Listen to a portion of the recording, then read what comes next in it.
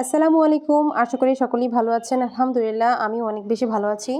তো আজকে আমাদের বাসায় ডালের বড়া এবং চিংড়ি একসাথে মিক্স করে একটি বড়া বানানো হবে। তো প্রথমেই আমি ডালগুলোকে সুন্দরভাবে বেটে নিচ্ছি, এরপরে চিংড়িগুলোকেও বেটে নিব। আপনাদের এলাকায় এই চিংড়িগুলোকে কী নামে ডাকে অবশ্যই জানাবেন কমেন্ট বক্সে। আর এই চিংড়িগুলো সাধারণত আমাদের এলাকায় শীতকালীন সময়ে বেশি পাওয়া যায়। তো এক এক করে ডালের ভিতরে আমি কাঁচামরিচ, পেঁয়াজ, রসুন এবং চিংড়ি মাছটাকে একসাথে মিক্স করে নেব। এরপর এর সাথে এক এক করে লবণ, স্বাদমতো হলুদের গুঁড়ো, মরিচের গুঁড়ো, একটু জিরের গুঁড়ো, ধনিয়া গুঁড়ো দিয়ে সুন্দরভাবে মিক্স করে নেব।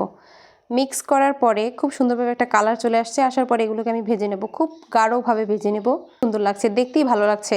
রান্না করার শুরুতেই দেখতে ভালো লাগলে পরবর্তী জিনিসগুলোও খুব ভালো লাগে। দেখুন, আসলে হাজব্যান্ডের জন্য কোনো কিছু তৈরি করে তাকে খুশি করার বিষয়টা খুবই মজাদার। এখন আমি এটা তার কাছে নিয়ে যাব, দেখি সে কী বলে। খেয়ে দেখো কেমন হয়েছে। কি এই যে বড়া, সুন্দর তো, দেখি একটা খেয়ে দেখি।